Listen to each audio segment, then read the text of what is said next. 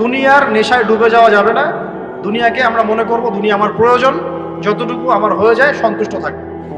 আমরা অল্পতে তুষ্ট থাকার মানসিকতা লালন করি, আল্লাহ পাক তৌফিক দান করুন। এরপর দুনিয়ায় আসার উদ্দেশ্যটা মাথায় রাখবো, এসেছি কি করতে? আল্লাহর ইবাদত করতে। আর এই প্রশ্নের উত্তর আমরা বের করে নিয়ে আসলাম, ইবাদত মানে শুধু নামাজ, রোজা, হজ, যাকাত নয়। ইবাদত মানে আমার জীবনের প্রতিটা কাজই ইবাদত। 3 শর্ত পূরণ করতে হবে। 1, আল্লাহর জন্য হতে হবে। 2, রাসূলের সুন্নাহ মাফিক হতে হবে। 3, আমাদের উপার্জনটা হালাল হতে হবে। এই হালাল এই কথা বলতে গিয়ে এই জায়গায় এসেছিলাম যে এই বিশ্বে হালাল খাওয়াটা খুব টাফ, কিন্তু অসম্ভব না। এখানে এই আয়াতের উপর আমল করলেই ইনশাআল্লাহ আল্লাহ মাফ করে দিবেন। সেটা হলো ফাত্তাকুল্লাহা মাসতাতা'তুম, ফাত্তাকুল্লাহা মাসতাতা'তুম। আল্লাহ পাক বলেছেন তোমরা সাধ্য মতো আল্লাহকে ভয় করো, তোমরা সাধ্য মতো ভয় করো। আমি বেঁচে থাকার চেষ্টা করি, আল্লাহ ওই চেষ্টাটাই দেখবেন ইনশাআল্লাহ। 3টা জিনিস আমি আপনাদের মধ্যে ঢুকিয়ে দিতে চাই আজকের লেকচারে, যেটা আমি নিজের মধ্যে নিয়েই চলি যেদিন থেকে ইসলামের বুঝ এসেছে ওই দিন থেকে। 1, স্বপ্ন। 1 কি? স্বপ্ন। আপনি স্বপ্ন দেখতে শেখেন, ড্রিম বিগ। আপনি বড় স্বপ্ন দেখতে শেখেন। স্বপ্ন দেখেন যে ইনশাআল্লাহ একদিন পুরো বাংলাদেশ কেন পুরো বিশ্বে ইসলামের জয় জয়কার হবে ইনশাআল্লাহ। কথিত ইসলাম না, প্রকৃত ইসলাম ইনশাআল্লাহ। কথিত আর প্রকৃত ইসলাম কিন্তু এক না। কথিত ইসলাম মানে ইসলামের নামে ধর্ম ব্যবসাও আছে, ইসলামের নামে মাজার পূজা আছে, ইসলামের নামে অনেক ভণ্ডামি আছে না? ইসলামের নামে অনেক কিছু চলে যেগুলো আসলে ইসলামের সাথে সম্পর্কিত না। মানুষ করছে, মানুষ ইসলাম মনে করে। আমরা কথিত ইসলামের কথা বলছি না, প্রকৃত ইসলামের কথা বলছি। কোন ইসলাম? যে ইসলাম রাসূল সাল্লাল্লাহু আলাইহি ওয়াসাল্লামের যুগে ছিল, সেই ইসলাম। যে ইসলাম আবু বকর সিদ্দিকের যুগে ছিল, যে ইসলাম উমর ইবনুল খাত্তাবের যুগে ছিল, যে ইসলাম উসমান আলী রাদিয়াল্লাহু আনহুমা তাদের যুগে ছিল, যে ইসলাম আদম থেকে নিয়ে মুহাম্মদ সাল্লাল্লাহু আলাইহি ওয়াসাল্লাম পর্যন্ত 1,24,000 নবী রাসূল আল্লাহর জমিনে প্রতিষ্ঠা করে গেছেন, ওই ইসলামের কথা বলছি। বড় স্বপ্ন দেখেন ইনশাআল্লাহ। এই স্বপ্নে আমিও একটা ভূমিকা রাখবো ইনশাআল্লাহ। এই স্বপ্নটা নিজের মধ্যে সেট করেন, তাহলে আপনার মধ্য দিয়েও ইসলাম একটা খেদমত পাবে ইনশাআল্লাহ। সবাই লেকচারার হবে না, কেউ হয়তো বই লিখবে, কেউ হয়তো ইসলামের জন্য গাইবে, ইসলামের জন্য কবিতা লিখবে, ইসলামের জন্য ইকোনমিক কোনো প্রজেক্ট লঞ্চ করবে, ইসলামের জন্য পলিটিক্যাল সেকশনে দুর্নীতি কমাই দিবে, ইসলামের জন্য হয়তো কেউ কনস্ট্রাকশনাল রেভলিউশনারি কাজ করবে, ইসলামের জন্য নেশনকে এগিয়ে নিবে। এমনকি ইসলামের জন্য নাম্বার স্বপ্নের সাথে সাথে লক্ষ্য স্থির করতে হবে। লক্ষ্যটা কি? এই লক্ষ্য নিয়ে কথা বলতেই শুরু করেছে। লক্ষ্যটা হবে পরকাল। লক্ষ্যটা কি? লক্ষ্য একটাই, জান্নাত। লক্ষ্য কি? জান্নাত। এই লক্ষ্যে কাজ করতে গিয়ে যদি আল্লাহর পথে আপনাকে গালি খেতে হয়, সমালোচনা শুনতে হয়, আপনার শারীরিক, মানসিক, অর্থনৈতিক নির্যাতন সহ্য করতে হয়, দেখবেন আপনি মন থেকে সুকুন, শান্তি ফিল করছেন। এই পথে যদি হোঁচট খেয়ে পড়েও যান, শান্তি লাগবে, ভালো লাগবে যে আমি আল্লাহর জন্য করেছি, আল্লাহ আমাকে এটার আজর দিবে ইনশাআল্লাহ। মানুষ আমাকে অনেক ভালো বলছে, এর মানে এই নয় যে আমি জান্নাত পেয়ে গেছি। আবার মানুষ আমাকে ছিছি করছে, এর মানে এই নয় যে আমি জাহান্নামে চলে গেছি। প্রকৃত ভালো আর মন্দের মানদণ্ড আল্লাহ পাক ফিক্স করবেন ইনশাআল্লাহ কাল কিয়ামতের মাঠে। ফামান যুহজিহা আনিন নার ওয়া উদখিলাল জান্নাতা ফাকাদ ফাজ। ওই দিন আল্লাহ পাক যাদেরকে জাহান্নামের আগুন থেকে বাঁচাবেন, জান্নাতে ঢোকাবেন, একমাত্র তারাই সফল, আর কেউ সফল নয়। আমি বলি এই আয়াত হচ্ছে, দিস আয়াত is the definition of success. এই আয়াত হচ্ছে সাফল্যের সংজ্ঞা। এই যে সাফল্য বলি আমরা, বাবা তোমাকে সফল হতে হবে, মা তোমাকে সফল হতে হবে, হ্যাঁ। What is the definition of success? আপনারা কি মনে করেন সাফল্যের সংজ্ঞা কি? দিস আয়াত, এই আয়াত সূরা আলে ইমরান ভার্স নাম্বার 185, 185 নম্বর আয়াত সূরা আলে ইমরান। এই আয়াতটা হচ্ছে দ্য ডেফিনেশন অফ সাকসেস, সাফল্যের সংজ্ঞা। ফামান যুহজিহা আনিন নার ওয়া উদখিলাল জান্নাতা ফাকাদ ফাজ। যাকে জাহান্নামের আগুন থেকে কাল কিয়ামতের মাঠে বাঁচানো হবে এবং জান্নাতে ঢুকিয়ে দেওয়া হবে, বাস সে ব্যক্তি সফল, আর কেউ সফল। এই বিশ্বে বহু বড় বড় মানুষ চলে গেছে, ফেরাউন এবং নমরুদ, আবু জেহেল, আবু লাহাব, উতবা, সাইবা, হ্যাঁ, মঙ্গলরা চলে গেছে, আলেকজান্ডার দ্য গ্রেটের আমল ছিল, হ্যাঁ, কত বড় বড় হিস্ট্রি ছিল। রোমকরা ছিল, গ্রিকরা ছিল, পার্সিয়ানরা ছিল না? সভ্যতা পড়েছেন তো এগুলো, হিস্ট্রিগুলো। চাইনিজদের সভ্যতা ছিল, রাশিয়ান কন্টিনেন্ট ছিল, কত বড় বড় সভ্যতা পৃথিবী থেকে চলে গেছে। এগুলো তো আমরা জানি। আর যেগুলো কোরআন বলেছে, নূহের জাতি, আদ, সামুদ, মাদিয়ান, কওমে লূত, কত জাতি পৃথিবী থেকে চলে গেছে। আমরা তো শেষের দিকে আছি, মানে আমাদের আর কিয়ামতের মাঝখানে ডিস্টেন্স হচ্ছে আসর থেকে মাগরিব পর্যন্ত সময়। এই উম্মত এবং কিয়ামতের মাঝখানে ডিস্টেন্স হচ্ছে আসরের নামাজ থেকে মাগরিব পর্যন্ত সময়। নবীজি বলছেন এরকম, এই আঙ্গুল থেকে এই আঙ্গুল যেমন দূরত্ব, আমার আর কিয়ামতের মাঝখানে এতটুকু দূরত্ব। তো হিস্ট্রি তো শেষ, আমরা শেষের দিকে আছি। শেষের দিকে আসবে দাজ্জাল, ইয়াজুজ মাজুজ, ঈসা ইবনে মারইয়াম, ইমামুল মাহদি, আস্তে আস্তে ইসলামী খেলাফা রিস্টোর হবে, মানুষ আবার খারাপ হবে, ওদের সামনে কিয়ামত হবে। That's all. পশ্চিম দিক থেকে সূর্য উঠবে, এগুলো বাকি আছে। আর ভূমিকম্প, কিছু ভূমিকম্পের বছর, বড় বড় কিছু প্রাকৃতিক বিপর্যয় বাকি আছে। এখন হিস্ট্রি ঘেটে দেখেন, এরা তো চলে গেছে হিস্ট্রি থেকে। এই ব্যক্তিত্বরা কেউই সফল হবে না যদি কাল কিয়ামতের মাঠে জাহান্নাম থেকে বাঁচতে না পারে। বলেন এই বিশ্বের সবচেয়ে বড় নেতার নাম কি? আপনার কি মত বলেন দেখি। না, আমি ওই সেন্সে বলছি না। এখনকার বিশ্বের সবচেয়ে বড় পরাশক্তির নেতাকে বলেন। বাইডেন। এক্স্যাক্টলি। আমার মতে পুতিন। আমার মতে কি, এ ব্যক্তি সফল হতে পারবে না যদি কাল কিয়ামতের মাঠে জাহান্নাম থেকে বাঁচতে না পারে। তার কাছে এখন সবকিছু আছে, অনেক কিছু আছে। এই ব্যক্তি সফল হতে পারবে না যদি কাল কিয়ামতের মাঠে জাহান্নাম থেকে বাঁচতে না পারে। যদি সে কাল কিয়ামতের মাঠে জাহান্নাম থেকে বাঁচতে পারে, জান্নাতে যেতে পারে, সে সফল ইনশাআল্লাহ। আমি একটা এক্সাম্পল দিচ্ছি। রাসূল সাল্লাল্লাহু আলাইহি ওয়াসাল্লাম বলেছেন, সবচেয়ে সুখী মানুষটাকে, পৃথিবীর সবচেয়ে সুখী মানুষটাকে কাল কিয়ামতের মাঠে আল্লাহ পাক এক মুহূর্ত সময়ের জন্য জাহান্নামে ঢুকাই দিবেন। কতটুকু সময়? এক মুহূর্ত। আল্লাহ পাক জানেন কতটুকু সময়। এরপর তাকে বের করে বলবেন, দুনিয়াতে সুখে ছিলা?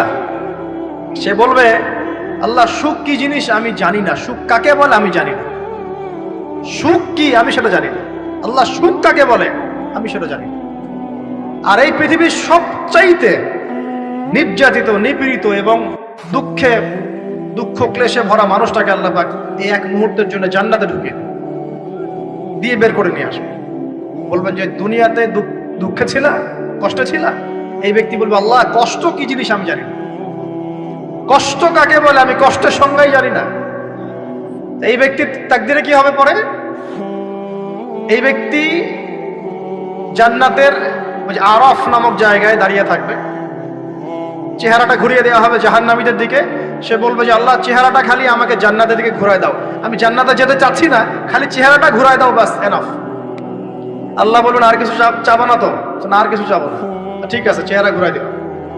এবার চেহারা জান্নাতের দিকে ঘুরে আসে, জান্নাতের ঘ্রাণ, জান্নাতের নেয়ামতের স্নিগ্ধতা সব পাচ্ছে সে। এবার বলছে আল্লাহ শুধু দরজার কাছে নিয়ে যেয়ে রেখে দাও, ঢুকতে চাবো না। আল্লাহ বলবেন যে এইবার কথা দিয়ে কথা রাখবা? ঠিক আছে, জান্নাতের দরজার সামনে গিয়ে রেখে দাও। ও বেচারা দরজা ধরে দাঁড়ায় আছে, চিন্তা করবে, ও ভাববে, ওই সময় সে ভাববে, হাদিসে এত স্পেসিফিকলি আসছে, সে ভাববে আর কিভাবে আল্লাহকে বলবো, আল্লাহ তো এতদূর পর্যন্ত নিয়ে আসলেন। এরপর বলবে যে জাস্ট একটু উকি দিব, আল্লাহ খালি একটু উকি দিতে, ঢোকানোর দরকার নেই, খালি উকি দিব। আল্লাহ পাক বলবেন, দেখো আদম সন্তান, তোমরা কিন্তু কথা খুব কম রাখো। আদম সন্তান, তোমরা কথা দিয়ে কথা রাখতে পারো। ওই যে আদম আলাইহিস সালামকে বলা হয়েছিল না, ওয়ালা তাকরাবা হাযিহি শাজারা, তোমরা গাছের কাছে যেও না, তাও তারা গাছের কাছে চলে গেলেন। তোমরা কথা দিয়ে কথা রাখো না। এবার উকি দিয়ে সে বলবে, আল্লাহ এতদূর যখন নিয়ে আসছো, আল্লাহ আমাকে আর এখান থেকে দূরে ঠেলে দিও না, আমাকে ঢুকাই দাও আল্লাহ জান্নাতে। আল্লাহ পাক তাকে জান্নাতে ঢুকাই দিবেন এবং এই দুনিয়ার চাইতে 10 গুণ বড় জান্নাত তাকে দিবেন ইনশাআল্লাহ। তাহলে আমরা বুঝতে পারলাম যে দুনিয়ার বাস্তবতা কি আর আসল প্রকৃত সাফল্য কাকে বলে।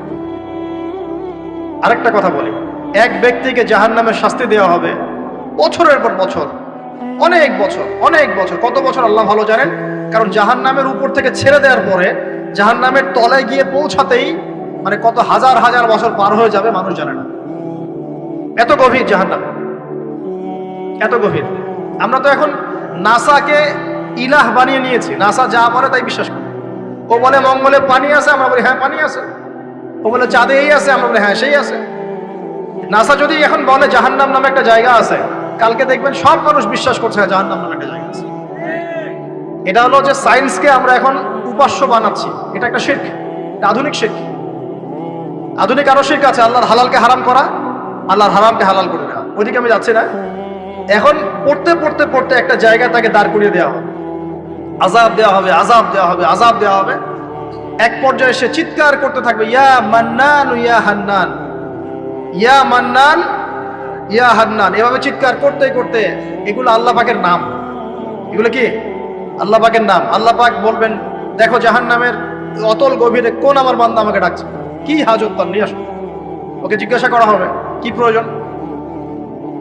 সে শাস্তির অভিযোগ করবে, শাস্তির অভিযোগ করে তাকে বলবে যে আমার এই শাস্তি আমি সহ্য করতে পারছি না, আল্লাহ আমাকে এইটা দাও সেটা দাও, আমাকে, আমি যেখানে থাকি সে থাকার জায়গাটা ভালো না, আমি যেখানে বসি বসার জায়গা ভালো না, এরকম অনেক কথা বলতে থাকবে। আল্লাহ পাক তখন তার গুনাহগুলোকে স্মরণ করাবেন, মানে তার এই অবস্থা কেন হলো এটা স্মরণ করো। এবার সে ব্যক্তি পিছনে ফিরে, তাকে আবার পাঠিয়ে দেওয়া হবে, যাও পিছনে ফিরে যাও। তো যেতে যেতে সে তাকাবে পিছনে ফিরে, বারবার তাকাবে আর বলবে, আল্লাহ তোমার রহমতে আমাকে একবার সেখান থেকে তুমি বের করে নিয়ে আসছো, আল্লাহ দ্বিতীয়বার আমাকে সেখানে পাঠাও। আমি তোমার রহমতের আশা রাখি যে তুমি আমাকে মাফ করে দিবা। আল্লাহ পাক বলবেন, আমার রহমতের ওসিলায় সে আমার কাছে চেয়েছে, যাও আমি তাকে মাফ করে দিব। এই জাহান্নাম থেকে বের করেও আল্লাহ পাক অনেক মানুষকে কি করবেন, জান্নাতে দিবেন। একজন ব্যক্তির কথা আসছে, 99টা খুন করেছে, তওবা করার সুযোগ আছে কিনা খুঁজতে গিয়েছে। এক আবেদ যে ইবাদত করে, আলেম না আবেদ, সে বলেছে কোনো মাফ নাই, ওকেও হত্যা করে 100 পূর্ণ করেছে। পরে অন্য এক আলেমের কাছে গিয়ে তওবা করেছে। আল্লাহ পাক তার জান কবজের সময় ফেরেশতাদের দূরত্বকে পরিমাপ করে এই ওসিলায় আল্লাহ রাব্বুল আলামিন তাকে মাফ করে দিলেন। আরেক ব্যক্তিকে মাফ করেছেন আল্লাহ রাব্বুল আলামিন, যে তার সন্তানদেরকে বলেছিল আমি মারা গেলে আমার লাশটাকে পুড়িয়ে ফেলবা, অর্ধেক ছাই বাতাসে ভাসিয়ে দিবা, অর্ধেক ছাই সাগরে ভাসিয়ে দিবা, বাতাসে উড়িয়ে দিবা, সাগরে ভাসিয়ে দিবা। আল্লাহ পাক ছাই জড়ো করেছেন, করে বলেছেন কেন করেছো এই কাজ? সে বলবে মিন খাশিয়াতিকা ইয়া রাব্বি, হে আল্লাহ তোমার ভয়ে কাজ করেছিলাম, আর তুমি খুব ভালো করে জানো হে আল্লাহ আমি তোমার ভয় করেছি না অন্য কোনো কারণে করেছি। আল্লাহ পাক তাকে বলবেন যাও আমি তোমাকে মাফ করে দিলাম। এক নারীর কথা আসছে, ব্যভিচারী মহিলা, জিনা করে, পতিতা মহিলা, একটা কুকুরকে পানি পান করিয়েছে, আল্লাহ তাকে মাফ করে দিয়েছে। আর একজন লোকের কথা আসছে যে তার বন্ধুকে এতটুকু বলেছিল, একজন ব্যক্তি তার বন্ধুকে এতটুকু বলেছিল যে আল্লাহ তোকে কোনোদিন মাফ করবে না, আল্লাহ তোকে কোনোদিন মাফ করবে না। এরকম কথা কিন্তু আমরা অনেকে বলে ফেলি। আল্লাহ পাক মৌতের পরে এই দুই ব্যক্তিকেই ডাকবেন, কিয়ামতের মাঠে ডাকবেন, এটা বারজাখে হয়েছে। বলবেন আমার রহমত নিয়ে কথা বলার এখতিয়ার তোমাকে কে দিয়েছে? আমি কাকে মাফ করব কাকে করব না এই কথা বলার এখতিয়ার তোমাকে কে দিয়েছে? আজকে আমি তাকে মাফ করে দিলাম, তোমাকে জাহান্নামে দিয়ে দিলাম, যাও। অতএব আল্লাহ রাব্বুল আলামিনের এই বিশাল রহমত আমরা পাবো, আশাবাদী ইনশাআল্লাহ। এই কারণে আমাদের প্রথম যে বিষয়টা ফোকাস করতে হবে, আল্লাহ রহমত পেতে হলে আমাদের অবশ্যই বস্তুবাদিতা ত্যাগ করতে হবে। আল্লাহ পাক দুনিয়া পছন্দ করেন না, দুনিয়ার মোহে যারা ডুবে থাকে আল্লাহ এদেরকে পছন্দ করেন। দুনিয়া প্রয়োজন, যতটুকু আমার দরকার আমি করব, যতটুকু প্রয়োজন নাই এই বিষয়টা আমি পেতেই হবে, চাই চাই আরো চাই, হ্যাঁ দু হাতে চাপাও হাত পেতে নাও, ঋণ করে ঘি খাও, এইসব দর্শনের ধার ধারবো না আমরা ইনশাআল্লাহ। আমাদের দুনিয়া চলে গেলে যাক, বাকির খাতা পূর্ণ হোক ইনশাআল্লাহ তাআলা। আর এই দুনিয়াতে এসেছি আল্লাহর ইবাদত করার জন্য। শিখলাম, জানলাম, বুঝলাম ইবাদত মানে শুধুমাত্র নামাজ রোজা হজ যাকাত নয়, এগুলো অবশ্যই ইবাদত, এগুলোই ইবাদত নয়, বরং আমাদের জীবনের প্রতিটা কাজই ইবাদত, আমাদের স্ত্রীর মুখে ভাত তুলে দেওয়া পর্যন্ত।